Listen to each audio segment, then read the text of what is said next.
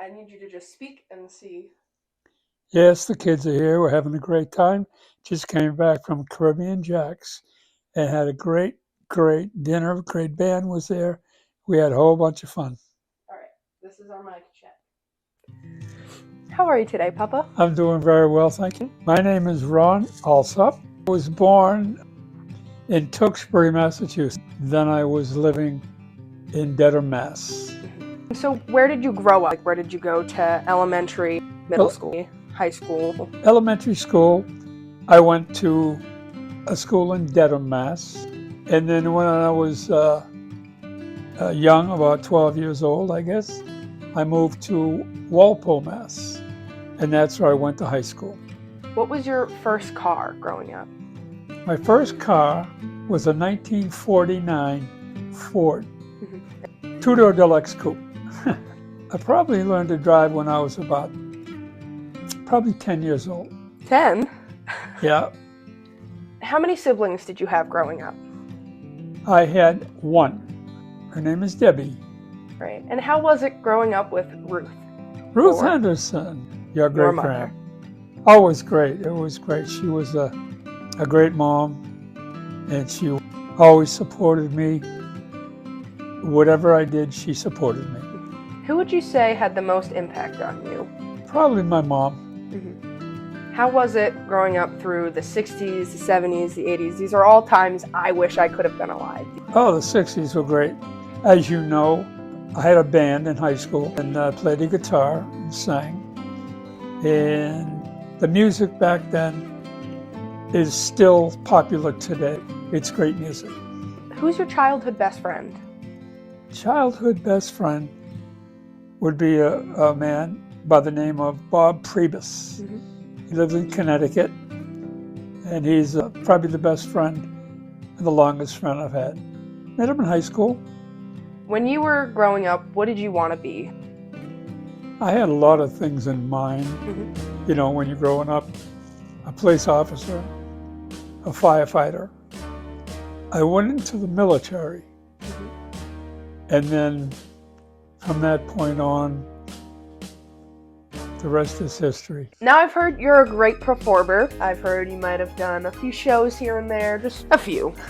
And I may have even been told you were an amazing Elvis impersonator. Now, how did you find your passion to do this? Well, when I was in high school, I think I mentioned I had a band and I was a singer, guitar player, and I always had a passion for music. Even in those days and before that, Elvis was the person who changed the course of modern music. I liked his style, I liked his voice. So what I did was, when I would do my band gigs, we call them, I would do some Elvis songs. Then after the band time was, I became a DJ.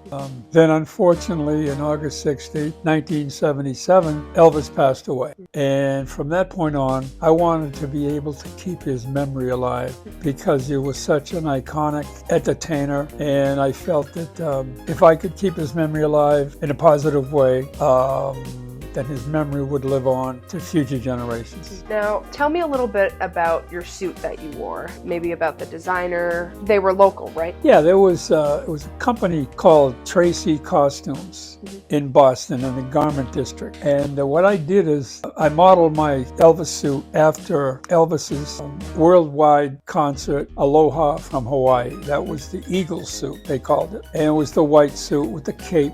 I went in for many, many fittings. What I did was, before I did any public shows, I did months and months of rehearsals, trying to develop my voice, to do it so I could sound like Elvis and do the tribute in a positive way.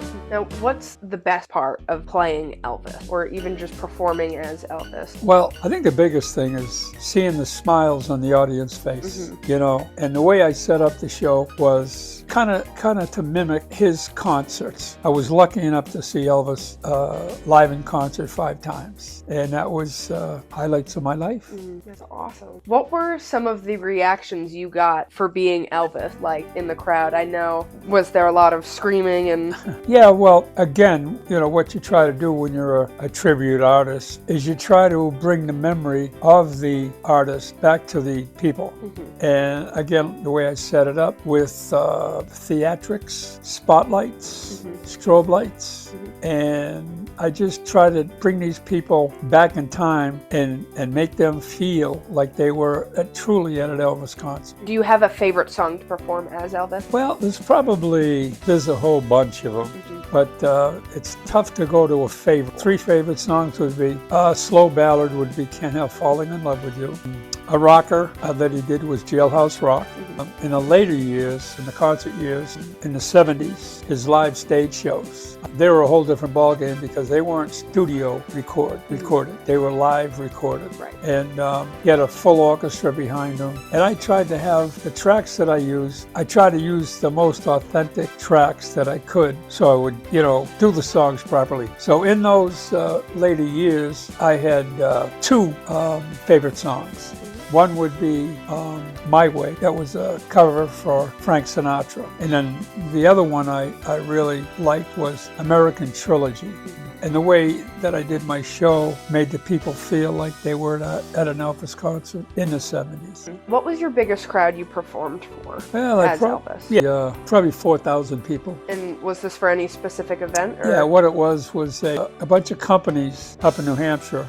They got together. There was a fairgrounds we went up to, Brattleboro Fairgrounds, and it's acres and acres of land. So these different companies got together and they got all their employees together for a multi-company cookout. And then I got hired to go up and do my show. They told me, I don't count them of course, but they told them it was about 4,000 people. And how many would you say were at your last show as Elvis? About a little over 2,000. And what did you do for your last show? Yeah, what I did was, it was in Bellingham, Massachusetts. That's where I lived at the time. Brought up my kids, my 3 daughters. And what I called that was my farewell concert. And it was publicized. And it was done on an outside venue. And it was sponsored by the town. And I wanted to make it special because I booked it as a farewell concert. Meaning I was going to hang up my Elvis suit. I got a hold of about 30 of my motorcycle friends. I wanted to make a big entrance, and we got the local police department to give us an escort into the concert stage I was going to sing on. And all the sound was set. We did a sound check, and I had a communication with my sound guy. There's a certain song he needed to start when we got the motorcycles close. And what we did is we did the police escort, sirens, everything, and lights. And I rode my motorcycle right down to the stage, got off the bike. I started my final concert. So you were also a DJ, is that correct? Correct. I used to do weddings, banquets, retirement parties, anything that had to do with music. I did that for about 40 years. I was known as the music doctor. And what made you start DJing? This club I belonged to was the Bellingham Sportsman's Club. We had a band scheduled, and the band never showed up. So I had a big collection of records. So I said, well, I'll go home and get my records on my record player. Nothing electronic, nothing fancy. And I brought music down to the club, and we had a good time. We had a party. And somebody come up to me and says, hey, do you DJ? I said, yeah, actually I do. And they hired me for a party. And then, so from there it just built up. And then I started to do weddings. And I became a specialist in being a wedding DJ. And what's the key to being a good DJ? How to read a crowd. And also knowing the type of music to play at the certain venue. What is the biggest place you have DJed? Probably down at the Mohegan Sun Casino. Frito-Lay, the people who make Doritos, they hired me to go down to Connecticut to the casino to do a Christmas party. And they have anywhere over 1,000 people. It was really special.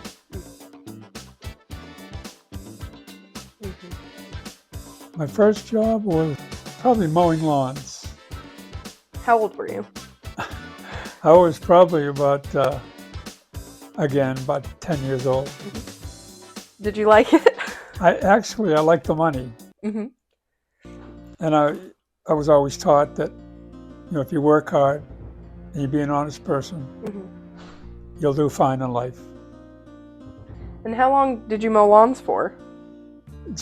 Just summers. I've heard you're a veteran. Thank you for your service. Thank you very much. What branch of the military were you in? I was in the Air Force. I was an aircraft mechanic. And how was it when you first got there? Were you nervous? In Vietnam? Or just in the general? military? In the military? Mhm. Well, the military, it comes with a lot of discipline, Mhm. I thought it was beneficial to me because you're going from high school and then you go into the military. Now you're not just living at home. You're living, with your mom and dad. Now you're by yourself. I mean, certainly several other military people are with you, but it's a whole different ballgame. Mm-hmm. You got to do what they tell you to do. And sources tell me after you left the service, you met a lovely woman. Is that correct? That is 1,000% correct. And what was her name? Her name was Joan Marie Estabrook. Now today, this woman, known as your wife, and to me, my Nana, how long have you been with the beautiful Mrs. Alsop? Well, we've been together for 55 years. How did you guys meet? Well, I got out of the military, and I didn't have a job, and I just wanted to relax and just see what path I was going to take. And then a friend of mine that I was driving with him one day, and I said to him, where are you working? And he told me where it was working. I said, well, are you hiring? Because now, I didn't have a car, so I had to get money to buy a car. Mm-hmm. And he said, yeah.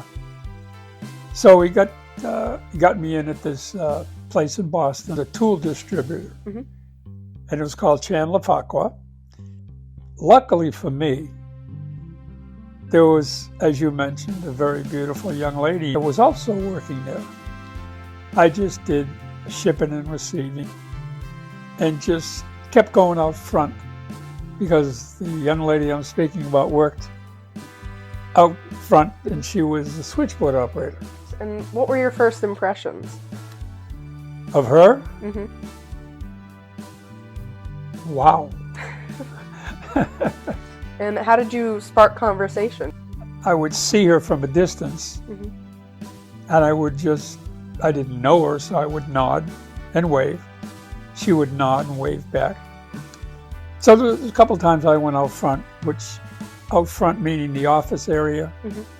Switchboard operator was over there in the corner, and I had to get something off of a desk that was near her. Mm-hmm. So I would go in to the room she was in and just say hello. Just want to say hi. And now, she was very nice. As the story goes, she was dating someone else. Mm-hmm. And that broke up. Mm-hmm. And I found out about it. And I just said to her, I said, hi, have you any chance that you'd like to go out on a date? Mm-hmm. And she went, yeah, okay. Where was this first date? Let's see. If you remember. Yeah, the first date, there was a place that we used to go out dancing, mm-hmm. in a place called the Domino Club, and that was in Dedham. Mm-hmm. I used to pick her up at her house. We'd drive out to the club, do some dancing. I would drive her back to her house in Boston, then drive back to my house in Walpole. And that went on for quite a while. Mm-hmm. And so eventually, this relationship led into you proposing. Correct. How long did you guys date before you proposed? I think it was a year. And where did you guys get married?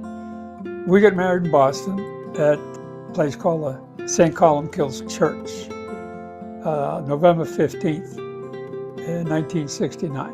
What did you admire most about her? First thing was her manner. Mm-hmm. Very nice, very polite, and very easy to talk to. And out of this love came 3 wonderful daughters, Jennifer, Jillian, and Rebecca. Were you excited when you found out you were going to be a father, or were you nervous?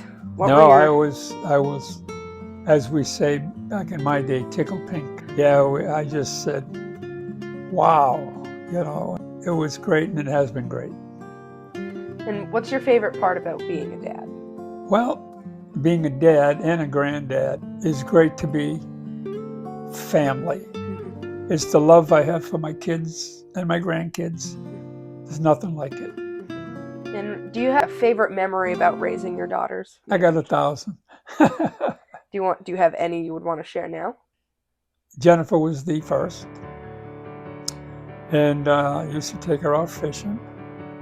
And she was a little girl, I don't know, I'm going to say 4 or 5. Mm-hmm. And we'd go out to this brook and sit on a stone wall and fish. Oh. She'd say, Dad, I'll catch him and you snag him. And we still say that today. And now that the kids are all moved out of the house and they started their own lives, with this, starting their own little families, how did you feel when you found out you were going to be a grandfather? Well, that one, it's a whole new venture and journey. There's nothing like it.